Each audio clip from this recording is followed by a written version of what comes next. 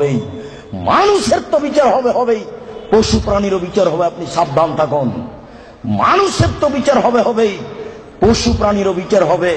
আপনাকে আমি কি দিয়ে বুঝাই বিচার কত কঠিন। সম্মানিত উপস্থিতি, সূচনাতে আরো দিয়ে একটি কথা বলে নি, বিচার কত কঠিন। এইদিকে লক্ষ্য করুন, বিচার কত কঠিন। রাসূল সাল্লাল্লাহু আলাইহি সাল্লাম বলেন, মা মিন রাজুলিন ইয়াতাকাল্লামু রাব্বাহু, প্রত্যেকটা মানুষ বিচারের মাঠে তার প্রতিপালকের সাথে মুখামুখি কথা বলবে। লাইসা বাইনাহু ওয়া বাইনাহু তারজুমান, আল্লাহ এবং ব্যক্তির মাঝে কোনো দোভাষী থাকবে না। দোভাষী বুঝেন কি? আমি ইংরেজি বুঝি না, বাংলা বুঝি, আর ইনি ইংরেজি বুঝেন। আমি এক গ্লাস পানি চাচ্ছি, উনি আমাকে পানি দিতে পারছেন না। একজন লোক লাগবে যিনি বাংলাও বুঝেন, যিনি ইংরেজিও বুঝেন, উনি হলেন দোভাষী। আল্লাহ নবী বলছেন, বিচার যখন আরম্ভ হবে তখন কোনো দোভাষী থাকবে না। ওয়ালা হাজেবুনি হাজেবহু, কোনো অন্তরাল থাকবে না। এরকম কোনো অন্তরাল থাকবে না। মুখামুখি কথা যখন শুরু হবে তখন প্রত্যেকটা ব্যক্তি ফায়ানজুরু আইমানা মিনহু, সেটা ডান দিকে লক্ষ্য করবে। বিচার আরম্ভ হলে সেটা ডান দিকে লক্ষ্য করবে। ফায়ারা মা কাদ্দামা মিন আমালিহি, ডান দিকে লক্ষ্য করলে তার জীবনের সব কর্ম দেখতে পাবে। এই বোকা ছেলে, তোমার ভাবিকে তুমি আজকে নিয়ে এসছো এখানে বক্তব্য শুনতে। তোমার ভাবি তোমার মোটর সাইকেলের পিছনে ছিল। তুমি যখন তাকে ডান দিকে দেখবে তখন তোমার ভাবি, তুমি তোমার মোটর সাইকেল গোটাটাই দেখতে পাবা। এই বোকা ছেলে, তুমি তো রমনা পার্কে আর একজনের মেয়ের সাথে বসে আছো, এইভাবে দেখতে পাবা। বুখারী মুসলিম।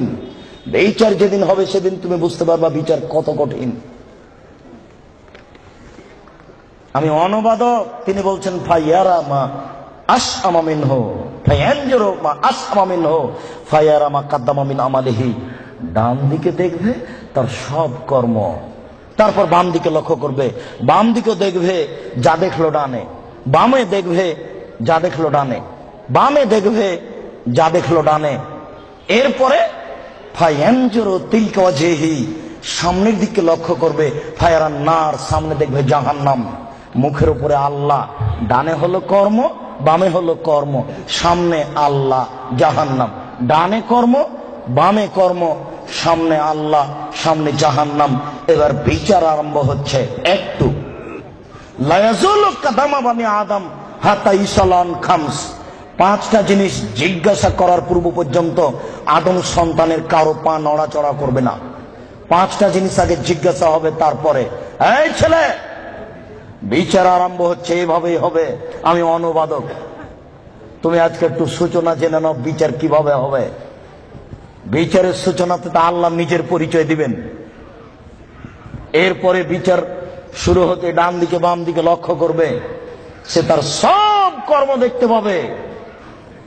যেইভাবে পাপ করছে ওইভাবে কর্ম উঠে আছে, সব দেখতে পাবে। এবার পাঁচটা জিজ্ঞাসা। এক, আন উমরিহি, পুরো বয়স বুঝিয়ে দিতে হবে, পুরো জীবন। ৭৭ বছর বয়স পুরোটাই বুঝাতে হবে। আজকে সারা দিনে কি কথা বলেছেন তা কি মনে আছে? সারা জীবন বুঝাবেন কিভাবে? প্রস্তুত থাকুন, আপনার কিছু না কিছু উপকার করবই করবো ইনশাআল্লাহ। দুই, অনসাবাবিহি, আপনার যৌবন জীবন বুঝাতে হবে। আব্দুর রাজ্জাক সাহেব, পুরো বয়সের মধ্যেই তো রয়েছে যৌবন জীবন, এটা পৃথক করছেন কেন? আমি করিনি, মুহাম্মদ সাল্লাল্লাহু আলাইহি ওয়াসাল্লাম করেছেন, তাই আমি বলছি। আব্দুর রাজ্জাক সাহেব, যৌবন জীবন তো পুরো বয়সের মধ্যেই আছে, আবার এটা পৃথক করলেন কেন? দুই, যৌবন জীবন বুঝাতে হবে।